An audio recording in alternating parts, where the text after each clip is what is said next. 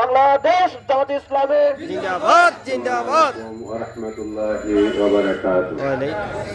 সাভার আশুলিয়া উক্ত জনসভায় সভাপতিত্ব করবেন জননেতা হাজী মোহাম্মদ ইব্রাহিম। জননেতা আসসালামু আলাইকুম ওয়া রাহমাতুল্লাহি ওয়া বারাকাতুহু। ওয়ালাইকুম আসসালাম। আলহামদুলিল্লাহি রাব্বিল আলামিন ওয়াসসালাতু ওয়াসসালামু আলা সাইয়্যিদিল মুরসালিন ওয়া আলা আলিহি ওয়া সাহবিহি আজমাইন। বাংলাদেশ জামাত ইসলামী আশুলিয়া ইউনিয়নের ৩ নং ওয়ার্ড কর্তৃক আজকের এই দুসাইদ এলাকার উদ্যোগে উঠান বৈঠকের এই অনুষ্ঠানের সম্মানিত সভাপতি, বাংলাদেশ জামাত ইসলামী আশুলিয়া ইউনিয়নের সম্মানিত আমির জনাব মুফতি মাওলানা মাসুদ রানা, বিশেষ অতিথি হিসেবে উপস্থিত আছেন বাংলাদেশ জামাত ইসলামী ঢাকা জেলার আইন বিষয়ক সেক্রেটারি, বাংলাদেশ জামাত ইসলামী ঢাকা 19 সংসদীয় আসনের সম্মানিত আসন পরিচালক, এই এলাকার কৃতি সন্তান, বাংলাদেশ 10 কোটের বিজ্ঞ আইনজীবী জনাব অ্যাডভোকেট শহীদুল ইসলাম। আমাদের মাঝে বিশেষ অতিথি হিসেবে উপস্থিত আছেন বাংলাদেশ জামাত ইসলামী ঢাকা জেলার রাজনৈতিক সেক্রেটারি, বাংলাদেশ জামাত ইসলামী কর্তৃক মনোনীত সাভার পৌরসভার মেয়র প্রার্থী, সাভার পৌরসভার সাবেক প্যানেল মেয়র, সাভার পৌরসভার 1 নং ওয়ার্ডের সাবেক নির্বাচিত কাউন্সিলর জননেতা জনাব হাসান মাহবুব মাস্টার। আমাদের মাঝে উপস্থিত আছেন বাংলাদেশ জামাত ইসলামী আশুলিয়া ইউনিয়ন শাখার আশুলিয়া ইউনিয়নের জামাত মনোনীত চেয়ারম্যান পদ প্রার্থী জনাব ডাক্তার ওয়াহিদুজ্জামান। আমাদের মাঝে উপস্থিত এলাকার গণ্যমান্য ব্যক্তিবর্গ, উপস্থিত সম্মানিত সুধী মণ্ডলী, আল্লাহ রাব্বুল আলামিনের শুকরিয়া যার অশেষ মেহেরবানিতে আমাদের আজকের এই উঠান বৈঠক অত্যন্ত সুন্দরভাবে নির্বিঘ্নে করতে পারছি। যে মহান রব্বুল আলামিন আমাদেরকে এই সুন্দর আয়োজনের সুযোগ করে দিয়েছেন, সেই মহান মনিবের দরবারে শুকরিয়া আদায় করছি আলহামদুলিল্লাহ। আলহামদুলিল্লাহ। যাদের ত্যাগের বিনিময়ে, যাদের জীবনের বিনিময়ে, যাদের হাতের বিনিময়ে, চোখের বিনিময়ে 24-এর ছাত্র আন্দোলনে আজকে এই দেশের ইসলামের পক্ষে জোয়ার সৃষ্টি হয়েছে। আমরা সেই সমস্ত 24-এ যারা যুদ্ধ করে শহীদ হয়েছেন, আহত হয়েছেন, তাদের জন্য দোয়া করি আল্লাহ তাআলা যেন তাদেরকে উত্তম যাজা দান করেন, আমিন। সম্মানিত বন্ধুগণ, ঈশার নামাজের জামাত খুব সন্নিকটে। আমি সংক্ষিপ্তভাবেই কিছু কথা বলে আমার কথা শেষ করব। আমার পূর্ববর্তী বক্তাগণ অত্যন্ত সুন্দরভাবে, অত্যন্ত গুরুত্বের সাথে এদেশের ইসলামের বিজয়ের পরে ইসলামী দলগুলোর একত্রিত হওয়ার মাধ্যমে একটি সম্ভাবনা সৃষ্টি হয়েছে এবং এলাকার কৃতি সন্তান মাওলানা সাহেব যে কথাগুলো বলেছেন, জামাত ইসলামী জামাতকে ক্ষমতায় নিতে চায় না, চায় ইসলামকে, সংসদে নিতে চায় ইসলামকে।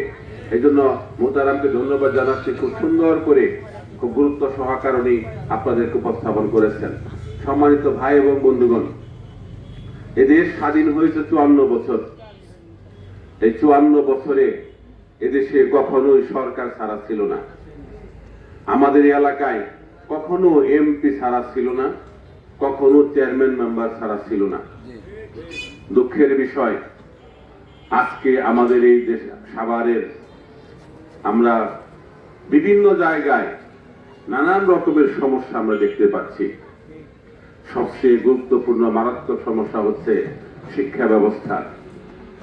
বাংলাদেশের মৌলিক 5টি দাবি নিয়েই এদেশের মানুষ আমরা বড় হয়েছি। নাগরিক 5টা দাবি: ভাত, কাপড়, চিকিৎসা, শিক্ষা, বাসস্থান। আজকে বাংলাদেশের সাভার উপজেলায় মাত্র 50 শয্যা বিশিষ্ট একটি হাসপাতাল আছে। সেখানে দুর্নীতিতে ছেয়ে গেছে, চিকিৎসা পাওয়া যায় না। সাভার উপজেলায় প্রায় 12 লক্ষ ভোটার, এইখানে আরো প্রায় 30 লক্ষের উপরে লোক বসবাস করে। প্রায় 40-50 লক্ষ লোকের বসবাস, মাত্র একটি ছোট্ট হাসপাতাল, যা দিয়ে এদেশের গরিব মেহনতি মানুষের চিকিৎসার কোনো সুবিধা সেখানে পাওয়া যায় না, এবং এত লোকের মধ্যে ছোট্ট হাসপাতালে চিকিৎসা দেওয়া সম্ভব হচ্ছে না। একে তো চিকিৎসা ব্যবস্থার অপ্রতুল, দ্বিতীয় হচ্ছে রাস্তাঘাটের সমস্যা। একজন মুমূর্ষ রোগী, একজন গর্ভবতী মা বোনকে যখন চিকিৎসার জন্য হসপিটালে নেওয়া লাগে, তার যে কষ্ট, রাস্তাঘাটে জ্যামের কারণে, রাস্তাঘাটের ভাঙচুরের কারণে একজন মা বোন আমার কত কষ্ট করে তিনি হাসপাতালে যান। এই দুর্ভোগ থেকে আমাদেরকে মুক্তি পেতে হবে, এই চিকিৎসা থেকে জাতিকে মুক্ত করতে হবে। আমরা দেখেছি যারা এমপি মন্ত্রী ছিলেন কেউই বাংলাদেশে চিকিৎসা দিতেন না, প্রেশার মাপার জন্য দেশের বাহিরে চলে যেতেন, সিঙ্গাপুরে চলে যেতেন। আমাদের গরিব মানুষ যারা চিকিৎসার অভাবে ধুকে ধুকে মারা যায়, তাদের কথা এই দেশের মানুষ কেউই কখনো চিন্তা করে নাই। আপনাদের দোয়ায়, আল্লাহর ইচ্ছায় যদি আমি নির্বাচিত হতে পারি, তাহলে এই হসপিটালকে একটি আধুনিক হসপিটালে এবং সকলের জন্য চিকিৎসার ব্যবস্থা ইনশাআল্লাহ সেখানে করা হবে ইনশাআল্লাহ। আমাদের এই আশুলিয়া কেন্দ্রিক একটি চিকিৎসা ব্যবস্থার জন্য সর্বোচ্চ চেষ্টা করা হবে, যাতে করে আশুলিয়া ভিত্তিক, আশুলিয়া থানার মধ্যে যেন একটি সরকারি হাসপাতাল স্থাপন করা যায়। এই জন্য আমি সর্বপ্রথম নির্বাচিত হওয়ার পরেই যদি আপনাদের দোয়ায়, আপনাদের ভোটে নির্বাচিত হতে পারি, তাহলে ইনশাআল্লাহ চিকিৎসা ব্যবস্থার জন্য গুরুত্বপূর্ণ পদক্ষেপ গ্রহণ করব। খুব শিগগিরই আমরা আশা করছি আমাদের এই এলাকার মধ্যে ইসলামী ব্যাংক ফাউন্ডেশনের উদ্যোগে একটি হসপিটাল আমরা চেষ্টা করতেছি। কয়েকদিন আগেই যে অ্যাপ্লিকেশন করা হয়েছে, যার মাধ্যমে আমরা এখানে চিকিৎসা ব্যবস্থাকে আরো গুরুত্ব সহকারে কিভাবে মানুষের দোরগোড়ায় পৌঁছে দেওয়া যায় সেই ব্যবস্থা করা হবে ইনশাআল্লাহ। আপনারা জানেন ইবনে সিনা একটি হসপিটাল শুরু করেছে, সেটা চালু হইলে আমরা আশা করি আগামী বছরের প্রথম দিকে সেটা শুরু হবে। সেটা শুরু হইলে এদেশের এই এলাকার মানুষের, গরিব মানুষের চিকিৎসার জন্য আর ঢাকা যেতে হবে না, প্রচুর পয়সা খরচ করতে হবে না, ভালো চিকিৎসা ইনশাআল্লাহ আমরা এই ইবনে সিনা এবং ইসলামী ব্যাংক হসপিটালের মাধ্যমেই দিয়ে থাকবো ইনশাআল্লাহ। যেখানে আমাদের নারী শ্রমিকরা আছে তারা চিকিৎসা নেবে, গরিব মানুষ যেখানে চিকিৎসা নেবে, ভালো চিকিৎসা নেবে, কম পয়সা ইনশাআল্লাহ। ভাই ও বন্ধুগণ, আমাদের পাশে জাহাঙ্গীরনগর বিশ্ববিদ্যালয় বাংলাদেশের সবচেয়ে গুরুত্বপূর্ণ বিশ্ববিদ্যালয়, এলাকার জন্য সেখানে কোনো সুযোগ সুবিধা নাই। এই জন্য যদি আমরা নির্বাচিত হতে পারি, মেধাবীদেরকে সেখানে অগ্রাধিকারের ভিত্তিতে কিভাবে ভর্তি করার ব্যবস্থা করা ইনশাআল্লাহ আমরা সেই ব্যবস্থা করবো। আর উন্নত ধরনের চিকিৎসা শিক্ষা প্রতিষ্ঠান ইনশাআল্লাহ গড়ে তোলা হবে। ভাই এবং বন্ধুগণ, এই 54 বছরেও বাংলাদেশের বিদ্যুতের আমরা সুরাহা করতে পারি নাই। গরমের দিনে বিদ্যুৎ কখন থাকবে আর কখন যাবে এটা নিয়ে আমরা দুশ্চিন্তায় থাকি। গরিব মানুষ সারাদিন গার্মেন্টসের ডিউটি করে, রাতের বেলা বাসায় ফিরে ঠান্ডা মাথায় সুন্দরভাবে গরমের দিনে ঘুমাবে, সেই সুযোগ তারা পায় না। গরমের কারণে তারা ঘুমাইতে পারে না, দিনে তারা কাজ করে, তারা 7 দিন অসুস্থতার মধ্যে পড়ে থাকলে বেতন পাওয়া যায় না। এই জন্য জামাত ইসলামী যদি এদেশের রাষ্ট্র ক্ষমতার সুযোগ পায়, যদি সেবক হিসেবে সুযোগ পায়, ইনশাআল্লাহ বিদ্যুৎ ব্যবস্থার উন্নয়ন করা হবে, যাতে করে বিদ্যুৎ যাতে না যায় এবং নিরবচ্ছিন্ন বিদ্যুৎ ব্যবস্থা ইনশাআল্লাহ করা হবে ইনশাআল্লাহ। সম্মানিত ভাই এবং বন্ধুগণ, রাস্তাঘাটকে ব্যাপক উন্নয়ন করা হবে। যে সমস্ত রাস্তাঘাটে জ্যাম সৃষ্টি হয় সেগুলো প্রশস্ত করে জ্যাম মুক্ত একটি আশুলিয়া গঠন করা হবে। সম্মানিত ভাই এবং বন্ধুগণ, আমাদের এই এলাকা গার্মেন্টস অধ্যুষিত এলাকা।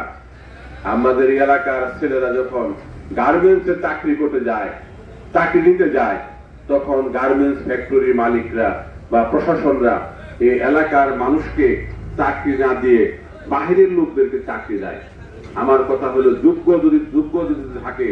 যোগ্যতা যদি থাকে তাহলে এলাকার ছেলেদেরকে চাকরি দিতে হবে। তারা একটা শুল্ক হাত তুলে, সেটা হচ্ছে এলাকার ছেলেদেরকে চাকরি দিলে আন্দোলন করবে। আমরা শ্রমিক এবং মালিকের সাথে, এলাকার ছেলেদের সাথে বসে ইনশাআল্লাহ বিজয়ী হতে পারি, তাহলে তাদেরকে আমরা নিশ্চয়তা দিব যে না, এলাকার ছেলেদেরকে চাকরি দিলে তারাই ভালো কাজ করবে। আপনার ফ্যাক্টরির জন্য, আপনার ব্যবসার জন্য এলাকার ছেলে পেলে কখনোই আপনাকে ক্ষতিগ্রস্ত করবে না ইনশাআল্লাহ। সম্মানিত ভাই এবং বন্ধুগণ, নারী শ্রমিকদেরকে এদেশের সম্মান দেওয়ার ক্ষেত্রে বিগত কেউই আসলে নারী শ্রমিকদেরকে সম্মানিত করে নাই। কাজ করাই বেশি, বেতন দেয় কম। এই জন্য সম্মানিত ভাই এবং বন্ধুগণ, বিজয়ী হতে পারলে ইনশাআল্লাহ নারী শ্রমিকদের বেতনের সমতা নিশ্চিত করা হবে ইনশাআল্লাহ। সম্মানিত ভাই বন্ধুগণ, আমাদের দেশে এই 54 বছরেও সংখ্যালঘু সংখ্যাগুরুর যে ব্যবধান, স্বাধীনতার পক্ষের বিপক্ষের ব্যবধান যে সৃষ্টি করা হয়েছিল, নারী পুরুষের মধ্যে ভেদাভেদ সৃষ্টি করা হয়েছিল, যেটা একটা জাতিকে উন্নত করার জন্য সবচেয়ে প্রতিবন্ধকতা। যদি আমরা বিজয় হতে পারি ইনশাআল্লাহ, তাহলে নারী পুরুষ মুসলিম অমুসলিম সকলে মিলে আমরা একটা সুন্দর বাংলাদেশ গড়তে চাই, যেখানে স্বাধীনতার পক্ষের বিপক্ষের কোন শত্রু নিয়ে ভেদাভেদ থাকবে না ইনশাআল্লাহ। আমরা সবাই বাংলাদেশী, সবাই বাংলাদেশকে মহব্বত করি, বাংলাদেশের জন্য সবাই কাজ করব, সকলে মিলে বাংলাদেশটাকে উন্নত বিশ্বের আধুনিক রাষ্ট্র হিসাবে পরিণত করবো ইনশাআল্লাহ। আজকে যুব সমাজ ধ্বংস হয়ে যাচ্ছে বেকারত্বের অভিশাপে। জামাত ইসলামী যদি আপনাদের ইচ্ছায়, আপনাদের সহযোগিতায়, আল্লাহর ইচ্ছায় যদি এদেশের শাসনভার গ্রহণ করতে পারে, আমি যদি বিজয়ী হতে পারি ইনশাআল্লাহ ঢাকা 19 আসনে, তাহলে যুবকদের জন্য নতুন পাইলট প্রকল্প তৈরি করা হবে, যার মাধ্যমে তারা প্রশিক্ষিত হয়ে তারা বাড়ির জন্য, সমাজের জন্য, রাষ্ট্রের জন্য, নিজের জন্য তারা কর্ম করে তারা নিজেরা উন্নত হবে, পরিবারকে সহযোগিতা করবে ইনশাআল্লাহ। মাদক থেকে আমরা জাতিকে মুক্ত করার জন্য কার্যকর পদক্ষেপ গ্রহণ করব। আপনারা জানেন, মাদক যারা গ্রহণ করে তারা আমার এই সমাজের নিরীহ মানুষ। এই জন্য নিরীহদেরকে অ্যারেস্ট করা হয় বারবার। যারা মাদকের মূল হোতা, যারা মাদকের মূল ব্যবসায়ী, যারা মাদক নিয়ে ব্যবসা করে, তাদেরকে কিন্তু কখনো তারা ধরাছোঁয়ার বাহিরে থাকে। তারা 1.5 কোটি 2 কোটি টাকা দামের গাড়ি নিয়ে ঘুরে আজকে রাস্তার ছেলেদেরকে গ্রেপ্তার করে, তার পরিবার ক্ষতিগ্রস্ত হয়। যদি বিজয়ী হতে পারি ইনশাআল্লাহ, কারণ মাদক কেন বন্ধ হবে? যারা দিনের বেলা মঞ্চে বসে মাদকের বিরুদ্ধে কথা বলে, রাতের বেলা তারাই আবার মাদকের ব্যবসা করে। যদি বিজয় হতে পারি ইনশাআল্লাহ, মাদকের মূল উৎপাদন করে আমার এই তরুণ যুব সমাজকে মাদকের সেই আগ্রাসী হাত থেকে ইনশাআল্লাহ রক্ষা করা হবে। তাই আসুন, আগামী দিনে নির্বাচন, একটি সুন্দর পরিবেশ তৈরি হয়েছে। আগামী নির্বাচনে জামাত ইসলামীর প্রার্থীকে দাঁড়িপাল্লা মার্কায় বিজয়ী করে আল কোরআনের আইন সংসদে চালু করে এদেশের একটি মানবিক কল্যাণকামী ইসলামী রাষ্ট্র গঠন করি, যেখানে কোন রকমের ভেদাভেদ থাকবে না, প্রত্যেকে তার নিজ নিজ অধিকার নিয়ে বসবাস করবে ইনশাআল্লাহ। এরকম একটি বাংলাদেশ গড়ার উদাত্ত আহ্বান জানিয়ে আপনাদের সকলের কাছে দোয়া আছে। আমি আমার সংক্ষিপ্ত কথা শেষ করছি। দেখা হবে আরো কোনো একদিন, কথা হবে ইনশাআল্লাহ, সেই প্রত্যাশায়। আসসালামু আলাইকুম ওয়া রাহমাতুল্লাহি ওয়া বারাকাতুহু।